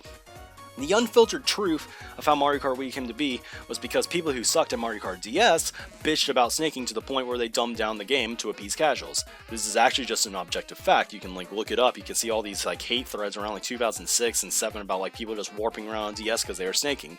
There are people who complain that people shouldn't be able to practice a strategy to get better at the game, in layman's terms. If you didn't play Mario Kart DS and didn't know what snaking is, just know it was a strategy that made mini turboing back and forth effective because you manually charged your mini turbos in that game, even on straight stretches. In the games prior to Mario Kart Wii, you had to manually charge them, as mentioned, and while you can soft drift in many later games, this is still way slower than being able to manually charge mini turbos. As a result, Mario Kart Wii required way less inputs to be able to drive well than Mario Kart DS or really any Mario Kart game before it. On the bright side, the series items did offer some nice strategy elements for a game, so there was still something to work with going forward with simpler driving. This game changed everything. Mario Kart Wii changed the series from a racer to more of a strategy game in my opinion. Simplistic driving leads to less consistent results. It was simplistic to Mario Kart DS in the way that Brawl was simplistic to Melee. Mario Kart Wii was before launch seen as potentially a disappointment like Brawl, where they just dumbed down the game from the last version. The older Mario Kart community thought it may be bad competitively and quite easy to optimize on time trial. This is very ironic with how we know the game turned out. It sold amazingly though. Tons of new players joined the community, and a new website called MarioKartWii.com had been made for players to meet up and find games together. This website no longer exists and I think is malware, so please do not check it out, but back then, it was kind of the shit, I guess. We naturally discovered that when playing this game competitively, that playing in teams made things more skill-based. It required coordination and more clever item use, and it's way harder for true, pure RNG to ruin the race of 6 people than it is for just 1. Despite the initial concerns about the game did find its footing. Having the best Wi-Fi of any Nintendo game to that point probably helped a lot, and on a thriving console like the Wii, it was clear that competitive Mario Kart Wii had business existing. The meta looked like an older Mario Kart initially, but it changed over time, and I think most of my watchers probably understand more or less how it changed. But to those who don't remember, the following concerns are specifically for team format. It turned out that the optimal strategy in this game was driving backwards, which is kind of counterintuitive to the roots of a racing game. In honesty, while I believe it's a strategy game, it's meant to be a racer still. It's not that this would even inherently be wrong, but there's simply too much effort put into obtaining one item.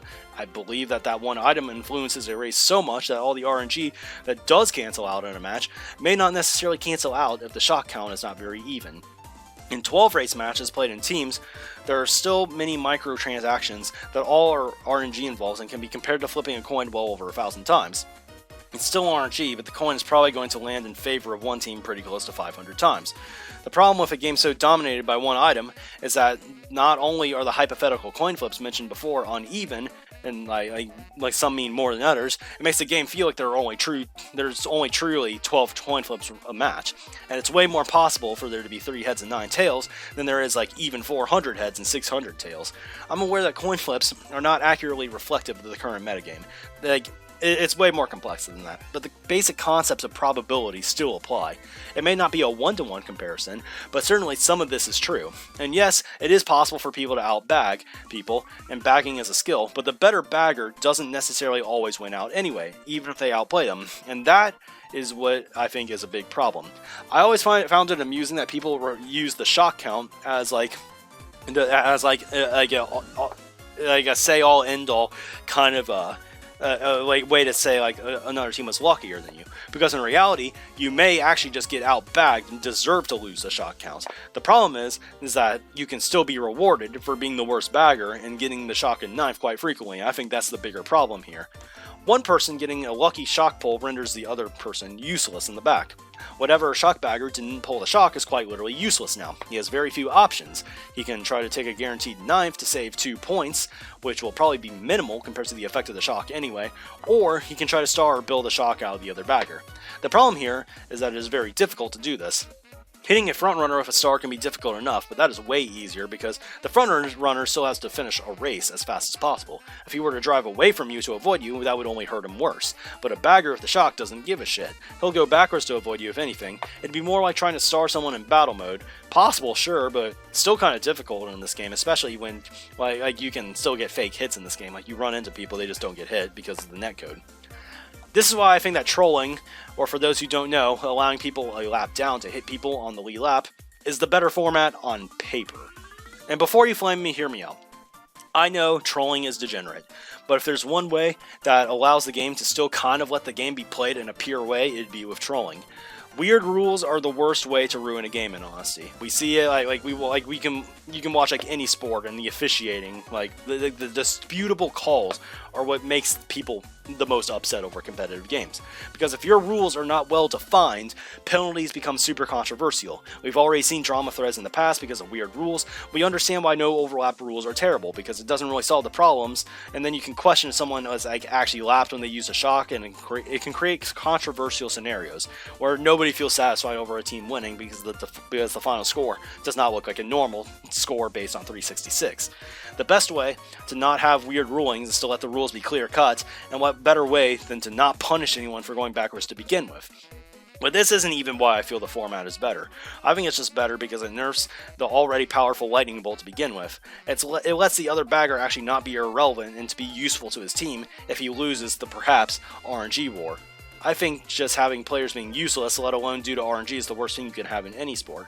Now, I understand the problem here is that one bagger may outbag the other one, and that then if they outbag the other one, maybe they deserve to have the advantage to begin with. But as I mentioned earlier, I just think the shock is too over-centralizing, and that the item is just a little too powerful in this game. It's not a guaranteed win tool, but it feels kind of close to it, and to be frank, I guess. But you know, I get it. Trolling is degenerate and also against the spirit of the game, like going backwards to begin with. It's annoying to those in first. I'm not really a big fan of trolling either because I think it's degenerate, but a player having no value to a race if they miss a RNG pull is even worse in my mind. And honestly, I think people are okay with suicide bagging, which is the term, because they feel like they like the feeling of dodging up to a top spot. But they hate trolling because they hate the feeling of losing a top spot. Trolling can kind of be ridiculous in many spots as well. What's ironic here is that the game is played in teams, and quite frequently the shock will have a way worse effect on your team, losing stop spots than a single troll will. Just the feeling of being trolled is bad because it hurts you individually and feels worse because of it, even if the entire team dodging a shock on the opponents is in reality a way worse scenario for you. The problem is with how the game is set up right now, you can't actually set valid rules and bans on the shock, so with banning trolling on top of it.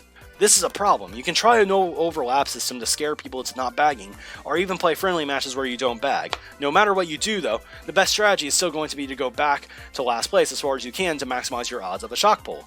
You quite literally can't fix this problem without modifying the laws of the game, and that's why I think the game competitively in teams honestly just doesn't work, despite having so many other good things going for it. Personally, I prefer free-for-all to teams, even though it's more bullshit, but at least everyone has a goal of finishing the race in a high spot. I feel perhaps even better about 2v2 and 3v3s on paper, like the free-for-alls, I mean. But unfortunately, it's something I rarely played. I'm not denying that the game can still be played like this. Clearly, it's working and captivating enough for people to still be playing in 2019, but you just cannot look at me in the eye and tell me that it's not a degenerate meta. Don't try to hide it. You know it's true, and it's even embarrassing. Do you really think that people are going to be interested in Mario Kart Wii, or that people that are still interested in the game, that aren't in the community, do you think they're going to be interested in picking up the game when they hop on a competitive stream and see the best players in the world playing, and they're legitimately okay with 20% of the racers driving back every race? They're gonna think it's stupid. I've seen it before. People explain it to them, but it still comes across as super awkward from what I see. People are like, oh, it's actually a really competitive format and stuff, and they're just like, okay, This is bad, though. It's a shitty problem to have, in honesty, and it's why I can't be fond of the game and how it is right now. Playing wars without baggers sounds like a solution to players like me. When me and my teammates played Mario Kart Wii around this time last year, one of my friends who is still active in the community asked us to war, and I said I just wasn't in the mood for playing the lapdown bagging meta. He offered to find a non-bagging match, and you know what, it was more fun. But it wasn't actually that fun, and the reason why is because it's fake. No bag is a fake metagame. You can't play it properly. You actually have to force yourself to ignore a better option whenever you're in the back, and that's not playing to win. And at that point, you're defeating the purpose of a competitive game. You're supposed to play to win, but refusing to go for the shock in 10th is just not a real competitive decision. It's fake news. You and your opponents can stop, you can just act cool and like you can say no bagging and just stop going backwards, but what qualifies as no bagging? Stopping at item boxes to fall into worse spots? Is it being in last? Is it being overlapped? How do we know what is and isn't bagging? Were you overlapped on one screen but not the other? It's just cloudy and there's no satisfying way to play around this. I say this wholeheartedly. You are better off modifying the game's item distribution to discourage bagging. Make 9th place an objectively better position to be in than 10th, I guess. I know there are modders capable of doing it. It makes the meta less of a joke, even if unfortunately it requires people to run the custom track Grand Prix Monopoly in order to play it like this, because that, like, let's be real, that'd be the only way to play it this way. On a side note, I'm aware that lapdown bagging is called suicide bagging, but I haven't used the term very frequently. I think I mentioned it once. Honestly, that should be changed, and while it makes sense that you're actually killing your own race at first to benefit your team, I think the name's a bit fucked up, honestly. It's weird seeing people actually say 5v5 suicide if you think about it. Like, you know, suicide's a real problem. Like, I think we shouldn't, like, give a fucking Mario Kart format such a morbid name. That's just some food for thought, though. That being said, since it was brought up, if thoughts or suicide are an issue with you, please do seek help. I know it's a Mario Kart video, but I felt like that I should bring this up if I'm going to bring this topic up. I should say something, because a lot of times you just never know what's going on with seemingly normal people. So, you know, even if you dislike me, even if like you're hating on me, like, that's the one thing I'll offer on this video. Just like, be great to those that you love. Anyways, back on subject, there's another thing I wanted to bring up. 5 versus 5 versus... Okay, there's going to be a lot of verses here. 5v5 versus 6v6 is one of the silliest topics I've ever discussed. I almost want to praise MK7 for not giving us a choice to begin with here. The Mario Kart Wii community literally refuses to play anything but 5v5 every time I've tried to find matches in the past. And likewise, the MK8 community literally refuses to play anything but 6v6. In the case for both communities, I haven't seen one side provide a single compelling argument as to why one is a competitive standard. But I admit, I think the debate is a little worse for Mario Kart Wii, because the games are specifically designed for 12 players. I think it makes more sense to run 66, because that's what the item distribution was built for. I remember watching old Mario Kart Wii War videos, and watched a lot of 6v6s in 2008, but that changed, and I think it was because of the World Clan League. This is something I may be wrong on, and this is actually just an assumption, so correct me if I'm wrong, but World Clan League was always 5v5 for reasons I don't know, so people practice 5v5. I think we're creatures of habit, and just being comfortable with something is like enough to justify playing it only. Perhaps that's why we don't play mirror mode in later games, because it's different. Admittedly, in that case, we have a reason to play 150. It's time trial mode, it makes more sense to play it. In this case with 5v5 and 6v6, it's the exact opposite. People constantly trash on 4v4, but if 4v4 sucks so much, then why do we play the matches that way with 2 baggers in leagues? It's essentially a 4v4 with RNG added to get it lightning bolts. On top of it, people hate 6v6, but look for no bagging wars, which are essentially true 5v5s, but wouldn't that be unthinkable to play in a league? So people think 4v4 with 2 baggers is fine, but 4v4 isn't. They also think that 5v5 is fine, but 5v5 with 2 baggers is not. Now, I know the counter-argument already. The distribution is better, Rookie, on 10, and okay, why though? Just less items to deal with, I suppose? The distributions, in honesty, are not as different as people imply, I think. The top 3 and bottom 3 are identical in items, and maybe people prefer having less items on the track, maybe it makes the pack more satisfying, which is generally a good thing, but of course, the less items you have, the larger the impact of each one on a race generally. Regardless, this topic is something I would like to see responses on by the Mario Kart Wii viewers I get, because I am genuinely curious as to why you prefer 5v5 as an actual size, with an answer that isn't just, it's just what we've always done, or that is just better. Not saying that you guys are going to do this, but try not making the answer sound too pretentious or bad, honestly. I really am curious, because I get some arguments, like there's less items and stuff, but like, wouldn't that make the shock have like an even bigger impact, like on paper? I'm curious. I guess the argument would be like the pack would be better maybe because there's less stuff going on, and that the pack is like the only part of the distribution that's really affected in the change. But I am a little curious, so feel free to enlighten me, I guess. Items became more relevant in this game, clearly more than almost ever before. As a result, the game required much better balance than 64 and Double Dash to be a good game that's worth playing. How did they do? I think they did okay, but things could have been a lot better, I think. Obviously, Nintendo EAD wasn't thinking about us playing in teams as the main competitive format, so let alone not using their team versus system. So it's not really their fault if items don't translate very well to team play, because like team versus, we've just kind of accepted is a worse mode. It encourages you to play more brain dead off your items, and shock is also broken. So we're just going to talk about how items work in teams and not in teams, but on the regular versus mode. In my opinion, items are generally good when they're satisfying to use. That being said, items shouldn't be frustratingly overpowered to a user because they're too broken.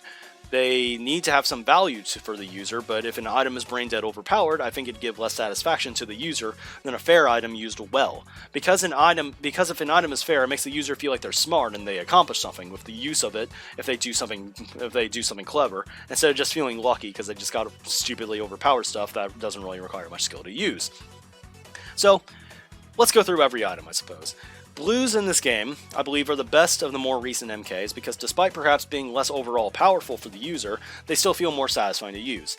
The blue was introduced in MK64 as a super powerful item that could only be received in the back, and it would hit everyone in its path and go for first place. In the middle years of Mario Kart, this item was winged and was received in the middle spots, and I think this was a better system.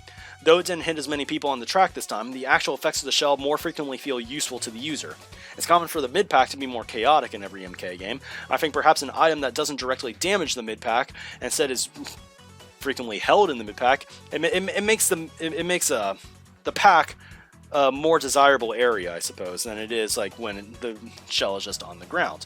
And I think more people like in the mid-pack are okay with getting blue shells because these people can actually win races due to first place being hit sometimes. So people who have to hold on to blues in teams that also buffs the mid-pack because it makes it less chaotic, and this leads to top spots actually mattering because the mid-pack can successfully protect the front two and more often. In the games where you obtain the blue shell in the back, it's often an item that you don't want to have at all, considering in those spots you can get the most powerful and satisfying items to use in the game otherwise. Additionally, in team formats this sucks especially since you might as well be just trapped into getting a bad spot. Now in fairness, there's a lot less you have to worry about being hit in the pack than in the back than in the mid-pack. Overall, I like how the distribution works with the blue shell, and despite it being rare, I feel like they could have made it a little more rare. It appears on average twice a race, I feel, which is enough to make first place not really feel comfortable if they don't have mushrooms. And I guess the occurrence obviously changes depending on how much you play the game, but the point is it's generally a big factor, I guess. A top level runner can sometimes brush these blue shells off. This item can lead to mid-level players to feeling there's no skill in the game at all, though. This is because when you're in first place as a mid-level driver, despite not being when you're not one of the best players in the room, getting hit by a blue shell will always pretty much ruin your race and feel like a death sentence because mid-level players may not be able to break as far away as good players who can maybe take them and still run on top of it. So feelings like this can lead players to think that bagging for power items is the only reliable way to win, and it makes them fear front running to begin with. The effect of the blue shell on first, I think, is a little too much in this game. You get flown into the air by this thing. They would go on to nerf it in future games because of how devastating it was, but perhaps the best change that they could have made in this game was to allow players to hold on to their items despite getting hit by a blue shell, so they don't get comboed by red shells after, and don't just get hit while they're down, I guess. Anyway, speaking of reds, the Mario Kart Wii red shell was interesting, but I think perhaps it is a little bit too weak. And the scenarios where you have a clear hit, they're effective, and they're noticeably very powerful after first place, say with a blue shell, as the person in first place is likely to now be close by and at a standstill, while you still have top speed in second. Because of the nature of this game, hitting them with a red shell here is a big problem, I think, especially due to standstill mini turbo being optimal with the best setups. In most scenarios outside of holding shrooms or power items into first, you can't pull blue protection in first, for the most part, so there's already really little you can do about the blue shells. To be a likely sitting duck for a red shell right after, The most common second place item that can be trailed behind your bike in order to get another item, which could perhaps be another red. On top of this is really bad game design in my honest opinion, and in free-for-all races this can be quite common on tracks that aren't common running tracks without many strategies to pull ahead a lot. You can argue that front running to begin with is a bad idea, but with a position-based item system, not everyone can bag at once, and being in first place can still give some of the highest odds of winning in Mario Kart, though perhaps chilling in second may be nice because of the devastating effect on blues in the game and the ability to pull shrooms. I just think that first place may be a little too weak in this regard, and I think that's a little unfortunate because obviously the goal of a racing game is to be in first place. I've noticed that many people like how reds operate in this game, and I think that's because they're largely ineffective though. I think it was an improvement honestly over Mario Kart DS to have reds hit people behind their cars instead of on their sides to make red defense more reliable, but I admit that I think they could be buffed a little bit, perhaps in speed and how easily the AI can be exploited, I guess. I think that being able to break reds is neat actually, but it almost feels too piss easy in this game. People like this setup because it gives a sense of reward, which I agree with. Hopping over a crack to break a red shell is generally good, and it's the best feeling when you had no defense either. As a user receiving a red in second, it almost feels like a waste though, unless I'm nearby first and they pull some bad RNG and get a fib at one set and didn't have any other defense otherwise. With blue shells being so common, I think frequently the better strategy is to not attack first at all and just protect yourself. It's counterintuitive to a racing game, but I don't necessarily think it's a degenerate thing. Second place is still valuable, of course, so finding a safe strategy is perhaps a good thing. You'll have to watch for backspam likely though, which will be the next thing to discuss. Simply put, I think there are better ways to make the red more useful. I'd like to cite Mario Kart Double Dash in this regard. The red shells in this game can still pretty easily be avoided, but they can actually make it around most turns without breaking. They are pretty capable at attacking, but you could trick them in this game by drifting with good timing. But messing up can give you a bad line or result in simply being hit. Obviously, with the change of drift mechanics, simply having to hop now, it makes this a little more tricky to implement, and even if Mario Kart Wii had a similar drifting system, being able to trail would make this less applicable anyway. But I thought it was very neat how it was handled in Mario Kart Double Dash because it felt like you were juking a capable target with good timing instead of leading a stupid one into a wall. Mario Kart Wii's system isn't really bad in Aussie, I just thought Mario Kart Double Dashes was better. It was almost like a PAL block, red shells, like you could still not get hit by them, but they could still like take you out of your line a little bit. The takeaway is I think that reds are only truly devastating in the form of cheap shots after blues, when I think the goal should be to make them more useful to the user without making the devastating ones literally the most tilting thing in the world for people receiving the hit. I think they may have buffed them a little too much in future games, but I think a buff was still needed, I guess. Because of how red shells operate, backspamming definitely becomes a great strategy and really helps out first place despite how devastating blue shells can be. Good backspam generally can be the key to holding down the top spot and even taking a blue shell. The only issue here is that I think perhaps it is almost too good on some tracks. 64 Bowser's Castle is my favorite track in the game personally, but even icy backspam is pretty ridiculous on this track. For a majority of the track, the walls just completely invalidate reds, and being able to throw out backspam, even stuff that is bad and doesn't hit, helps tremendously. A player with better lines may have to take slower lines than first if a weaker player keeps throwing backspam relatively tight. I think backspam is generally great to reward. It's generally great to reward backspam in Mario Kart games, but more so as a mix-up over a frequently optimal strategy. A skilled backspammer should definitely be rewarded, but it shouldn't be so easy that frequently missing your hits can still be effective in my opinion. Not being able to see what item your opponent has makes backspam even more unpredictable and perhaps good, but on the other hand, seeing what second has looking back takes away the risk of knowing what's safe, and I generally do believe that calculated risk is an important aspect of higher level MK.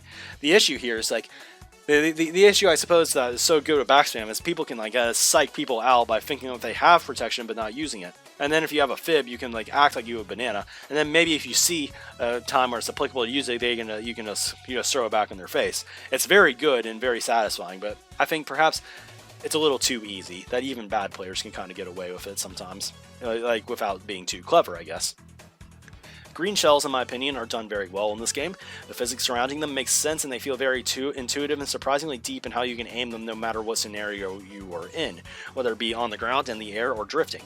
The actual netcode of Wi-Fi nerfs them a little bit because the game sometimes places players in the wrong location, but overall I think this is more desirable than green shell hitboxes being increased in size in later entries. There's not much to say about bananas, but I think they're fine. They aren't too devastating to hit, but they are still noticeable. Nothing to change here. I would say that triple bananas are the best item in first, despite bananas being the weakest item generally, because they're not broken, but definitely give you multiple opportunities for easy defense and back spam. There's a lot of mix-up potential with them. I think them being a rare pull is a nice thing to have in first in this game. Having them all be pulled out behind you is something I miss as well, rather than having them revolve around you in Mario Kart 8, which I think is honestly just a little worse. Fake item boxes are unique, and I kind of miss them, actually. Perhaps they were designed to be tricky, but any seasoned player is going to see immediately that they're not real item boxes. But that doesn't really matter in our context. Even if they're not viable defense, they're still bigger hitboxes than bananas and have a bigger effect. They're probably the most satisfying item to snipe with. The drawback with them is obviously the luck element that can create in isolated scenarios. The classic example is a shot coming right before the last item set, and first pulls a fib and second pulls a red. There's really nothing you can do here without a sizable lead, but despite this, I don't think fibs are a negative inclusion at all, but a pretty neutral one. The mushroom is pretty much the simplest item in the series, and they were everything they needed to be in this game. Not that this is impressive, but they seem to have a perfect effect in this game, and they lasted enough for most single shroom cuts in the game to work well. Rewarding a player carrying one to first is a good way to dodge a blue shell, and this is an awesome change, though a bit easy to execute. This is even more possible given how weak red shells are and how you can break them on cracks and stuff. So I suppose holding a shroom into first is actually a very satisfying experience to dodge blue shells with, and they get even better when you break away from the pack. But bombs, well, these items are done well, and it seems like you have great control of them. The effect is devastating to get hit by, but unlike the blue shell, actually aiming them to hit is skill-based, so I believe the reward is warranted. Backing these are a little more scary, but sometimes avoidable for players thanks to having very reactable bikes. Probably it's good that they're a little rare, but they're satisfying to use when obtained, and I think it's fine that these items get rid of other ones because, it's not something that, they're avoidable. They're technically avoidable. If you get sniped really well, that's just a very skill-based play on the person who threw it. I think triple items are handled decently in this game. I would like to say it's hard to fuck up here, but they kind of did that in Mario Kart 8, so props to Mario Kart Wii for getting these done correctly, even though it should have been very common sense. Triple shrooms are nice and quite frequently rewarding items to hold on to in the pack if you can find some cuts to make the most of. Well-used mushrooms are generally how you can get one left over in first, so the shortcuts in this game, allowing you to carry them up, can be pretty awesome. Bananas, greens, and reds are done pretty well, I guess, because in honesty, you can choose when to use them and get another item behind them. I believe they're all best to use as defense. Bananas you'll want in a top spot for defense, and shells mid-pack are generally where you want them to be too. I think the shells blocking reds with good timing is good too. I've complained about it enough already, but the shock needs a heavy nerf. And perhaps there's not a lot you can do with it based on how it operates naturally in this game, but I would say a fair change would be to nerf some of the dodging items, but also to make it equally obtainable in the bottom 3 and slightly more rare. The reason I say this is that if you could pull in an 8th and 9th with equal probability, it should hypothetically eliminate lap-down bagging. I'm a little hesitant to offering it to 8th as well, assuming a 10-player room, but for the teams who still tried to double bag, and if it was in 9th also, if 8th were to pull it, that'd be just devastating to the team who's going for it in bottom 2. Anything that nerfs bagging a little without breaking the game, I think would be a good change. As in its default state, it's honestly way too big of a problem in Mario Kart Wii, and probably the worst part of the game, to be fair. There's simply too much emphasis on a single item that is over-centralizing. I would nerf the star in this game by a little. It feels very fast compared to normal, and of course we know that the shock is pretty busted already. As stars are very commonly changed and able to be dodged with, I think a slight, almost unnoticeable nerf would be better for the game. Though perhaps not by too much. Goldens are awesome in this game, especially in this game's item system. No changes are really needed. One thing I liked from MK8 was adding a timer to the golden on the item slot, and I think that'd be a cool addition. But one of my favorite competitions in the tournament mode was the golden mushroom chaining one on Mario Raceway. The item is just super fun to use given all the cuts in this game and how much control you have over the bike in regard to quick alignment changes. They were very fun to use. It was one of my favorite items in the game for sure. Bullet bills, I think, need a heavy nerf. They should definitely be good because you get them in the back, don't get me wrong, but they are ridiculous in this game. Like, MK7 got even worse by over-nerfing it, but having them around MK8 level would be great, I think. They should be something you're glad to get, but not a free win when dodging one. The chain chomp was arguably the best item in Mario Kart Double Dash for catch-up, and the bullet bill is a buff in every way. It doesn't need to be that much better, I think. The other MKDS item that's returning was the blooper. This item is just a fucking waste. Nobody likes them, they're just a minor annoyance, it's a waste of space, they're bad, and possibly the worst item in the game. They should honestly be removed, but at the very least, changed up to be more useful to real players. It's like they introduced this item in Mario Kart DS thinking people would like having them because it makes the AI drive terribly. They clearly forgot the part where you can still see fine if you're a normal player. That leaves us with the new items, the fun ones. Interestingly enough, none of these 3 items ever came back in a new entry. Perhaps they weren't well liked enough, and I can get why, but not everything was bad about them. The Mega Mushroom was a pretty logical choice given that New Super Mario Bros. Was the recent 2D Mario game. This item was rare, but I think it was cool. The negative here was it was just another dodge item, but I think it wasn't as bad. They may have made a dodge item obtainable in the pack, but they aren't as busted like stars and bills. At least when shocked in a Mega Mushroom, you become normal sized versus the people who got zapped instead of billing by the people who got zapped when you'd already be going twice as fast as them if they weren't small anyway. Mega dodging was a cool touch. Megas could honestly ruin the day of people planning a shock because it was hard to tell when the other team had one with how rare they were. Something about being big and squishing opponents was satisfying too. The item was super common in battle mode, and even though coin runners is a complete piece of shit, this item almost made it bearable, because you could always hold one as blue protection. Why the fuck was a blue shell in coin runners again? I don't know, but that's off topic at this point. The Thundercloud was a piece of shit. It's pretty much an anti-item. It made for a cool glitch, I guess, but that was super rare. Nobody likes getting these, and I wager that if it wasn't for lap-down antics, Thunderclouds would have cost 90% of the game's most degenerate exchanges. Even if you are temporarily sped up, it quite literally just turns the race into a game of hot potato. And a lot of the time, it was worth quite literally holding B for a second if it meant passing to somebody else. If you could activate these things on your own, perhaps it'd be more useful, or you wouldn't have to use it. But perhaps that would make attacking people super tilting and not worth it. If somebody's like, oh, okay, I'm just driving normally, that guy has a Thundercloud and he just pulled it out right next to me. But I think the better solution would just not to have the item. There's plenty of ways to accelerate fast and take shortcuts without them. Also, the lag with them was the most frustrating in the whole game because getting rid of these were critical and sometimes the game would just not let you get rid of them. The PAL block had a chance to be the most strategic item in Mario Kart history, especially in team play. There's so much this brings to the table. It's pretty easy to dodge the devastating spin out from the PAL, but the important thing to note here is that it causes the whole pack to reset their item into inventory for the most part, barring they hop perfectly, which is quite tough, or go off a ramp, or are already in a dodge item. The thing is, though, is that even if you do dodge it, you still inconveniently spin around. This isn't a big deal on straights, but on some turns you can destroy people, or at least force them to slow down significantly so they don't go flying off-road. When finding out how to use PALs optimally for a whole team, so much shit factors in. Perhaps the thing that fucking sucks about this PAL is that our own fucking metagame wasted the potential of this item. This item could have been sick, and dictated how shocks worked completely.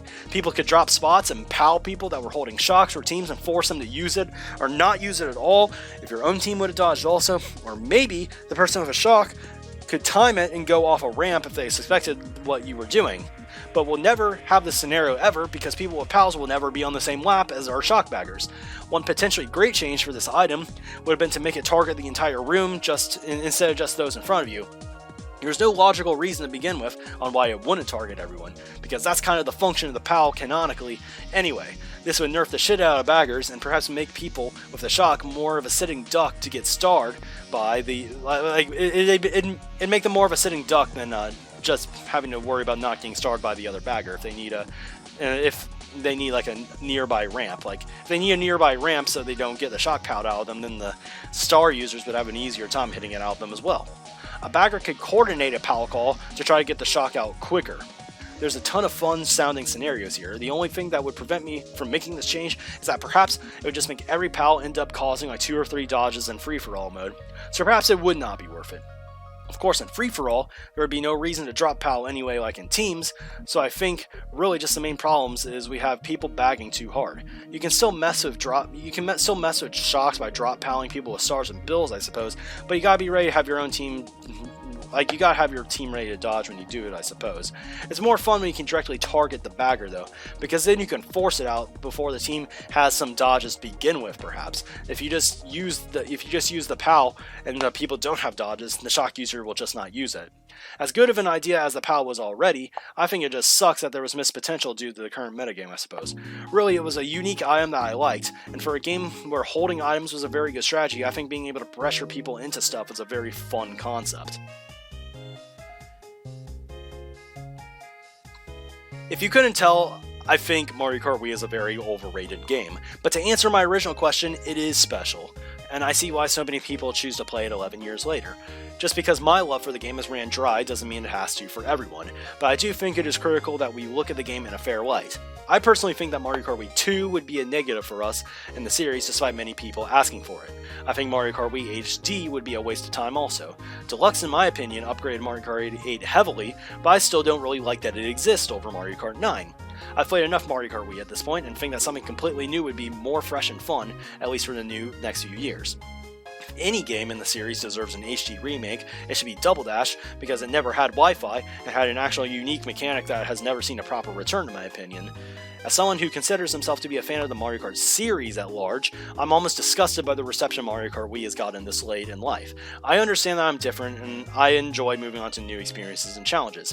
And from what I've noticed over the years, I think everyone just makes up their mind on what they want to play, and will never change their mind. So perhaps making this video was a waste of time, because if you're a Mario Kart Wii fan, you're probably going to disagree with mostly everything I've said, and just call me an 8 fanboy. And if you're an 8 fanboy, you're probably just going to blindly agree with all my criticisms of this game without thinking on your own. I'd really like to clarify that I'm not an 8 fanboy. I'm going to drop the game when a new one comes out almost certainly. It's not because I dislike Mario Kart 8 or don't truly like the game. I do genuinely have more fun with it than Mario Kart Wii right now, just like I had more fun with 7 when it came out, despite me finding it to be one of the more boring ones now that I've gotten my feeling out of it. I don't avoid Mario Kart Wii out of fear that I couldn't be a top player either. A matter of fact, I know I could be one today if I committed myself. A few of the current top players were actually like rivals of mine in the past. I think a large amount of people who see me as a hater probably would have gotten destroyed by me in 2011. I know I'm being cocky, but when I actually had time to spam play the game, and I wanted to spam play the game, I felt like I was pretty solid at this game. Admittedly, I just don't have it anymore. I suck now. It's not that I don't remember what the game was like, I just have lost my muscle memory. And honestly, I don't think I'll ever be motivated enough in my life to ever get it back. The only chance would be is if they don't release a new Mario Kart game for quite some time now, which we seem to be on pace for, or if the new one is completely unplayable trash, which could be Mario Kart Tour. So we'll see. I'm looking forward for a new actual Mario Kart game, but I don't know when it's going to come out. I think the odds of me coming back to Mario Kart Wii are quite low though, even if all of this does happen. I think me just moving on would be more likely, and honestly. There's so much to do in life, and even as a Mario Kart player for so many years now, I feel like there'd be no point. There'd be no point if I can mix up how I play, whether it be like different games, I guess, different tournament types, or even starting to something like content creation. There's just so much, like you can play different games, like different tournaments, like there's just so much that you can do outside of Mario Kart Wii. I'll probably get bored of making these videos eventually too and move on. It doesn't mean that I hate it or never liked it, because I enjoy making these vids. That's why I'm making this vid despite it being so long. But you know, times change. Like the time where I just loved Mario Kart Wii is over, and I still am happy for the people who can enjoy the game, but you know, it just ain't it for me anymore. Honestly, I have no problem with people preferring to play Mario Kart Wii because, you know, it's a great game. I think it's well past its time, but whatever people have fun with, they should enjoy. The only thing that truly irks me is the people who act like the other or newer Mario Kart games are complete trash or competitively unviable, because it's not true at all. If MK8 were considered unviable, Mario Kart Wii probably should too. They're honestly that similar to each other compared to other competitive games when you look at the big picture outside of the Mario Kart community. They're both pretty weak RNG-filled competitive games that are still great and worth playing because of the fun strengths that they do have. I think a lot of the arguments for trashing 7 and 8 lack substance and are honestly just a load of bullshit though. I'd like to address a few of my general thoughts on this scenario. I really think when checking out new Mario Kart games, people expect way too much Mario Kart Wii out of them. I want to point out that there is a big difference between what is different and what is better, and people don't seem to connect with this idea very well, I guess. I've seen a lot of people scoff at the fact that there can be multiple shocks and play at the same time and call a game stupid for that. But my question is, why is it stupid? In my eyes, I think it's actually a good thing about the later games, and I think it's a better change, namely in Deluxe. I spent a good minute or two earlier complaining about a second bagger in Mario Kart Wii feeling useless if they don't get a shock. Perhaps people like the safety of knowing they're going to dodge a shock if they get it. We know the item, we know how busted the item is, but allowing multiple at the same time is actually a very clever way to nerf the item. It causes uncertainty for those holding it until the end of a race, and if you wait too long, there's a chance you lose it. The end result is that using a great shock is made that much harder, or you have to use a weaker shock just to benefit to begin with, which I think is generally a good thing, over perhaps having a free card to victory in some instances. And again, not saying Elite Running can't beat Mario Kart Wii shocks, just that shocks are very clearly a powerful item and pretty reliable. I've heard a lot of critiques about the distance-based item system as well. I've seen people point to triple reds being obtainable in second as to why Mario Kart 8 sucks, or getting a green shell in 12. And to me, this is a very uneducated point of view, especially since I've seen it used for deluxe as well.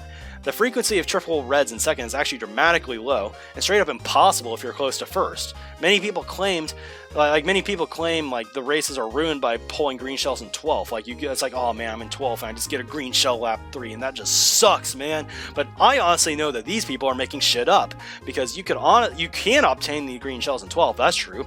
It almost always happens at the first set though, not lap 3.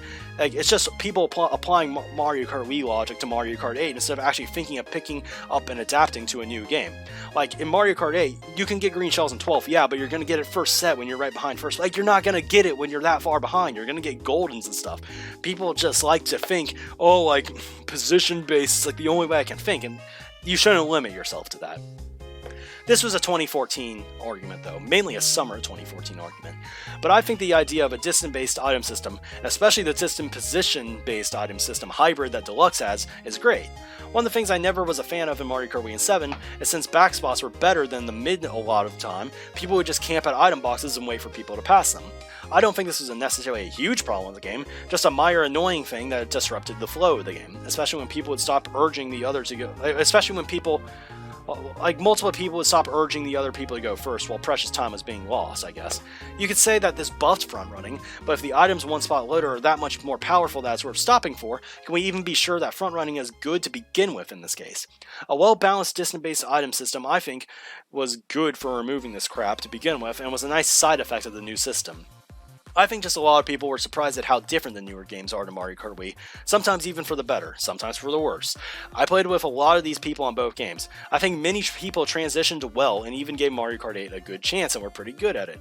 I think a lot of people were a little upset to find out that their fundamentals from Mario Kart Wii did not carry over as well as they were expecting to newer games. A lot of people chose to blame the game for why they weren't good. I just think that it was a shame that more people didn't try out some of the newer games, because I really think that they all hold value even if they aren't going to be everybody's favorite. To me, these new games I've waited years for, and I just think it sucked that people who didn't even play them 20 hours are ripping them, trying to tell people not to bother them to just play Mario Kart Wii instead because it was better. I know the newer Mario Kart games have their flaws for sure, and trust me, I plan on ripping on some of them in some upcoming videos. But with how many flaws Mario Kart Wii has as well that are just blatantly ignored, it just gets me wondering. Are people valid with their reasoning to hate the new games, or do they just feel the need to justify why they prefer Mario Kart Wii? I'm not saying you shouldn't have an opinion, because you should, but I can't help but feel that people are just making up stupid shit. Just tell me you prefer Mario Kart Wii, it's fine, dude. Like, I just wish people wouldn't feel the urge to make more of an effort ripping a new game more than they do actually trying it out, and let others form an opinion on their own. The thing is, like, people give really vague reasons as to why Mario Kart 8 sucks, and somebody can reply, well, do you like shock bagging meta in Mario Kart Wii? And they're like, no. It's like, well, that's like an equally game breaking thing. Just say you prefer it at large instead of just trying to pinpoint one or two reasons as to why it's bad, because one or two reasons is never really going to be the reason why a game is completely terrible. Maybe it can kill your like for the game, but I don't know, man. I just think it's not as big of a deal as people are making out the flaws to be sometimes. I think each Mario Kart game is special in their own way. After playing them all a lot, especially the recent ones, I'm sure that all of them are functional and working games. It just makes me laugh to see players call Mario Kart 8 competitively unviable, then go back to playing Mario Kart Wii seriously. These people really don't get the irony here. None of these games are naturally competitive games to begin with. That's not why you should be picking up Mario Kart to begin with. If you want to be a competitive gamer, you should pick up something that's not Mario Kart. You should pick up Mario Kart because you like the series. Of course, not being a serious competition game doesn't mean you quite literally can't compete in them if that's what you enjoy. We make them the competitive games. Maybe we're just crazy, but we're the ones that make them competitive games. They aren't naturally this way. Mario Kart Wii and 8 are more similar than you think, I think.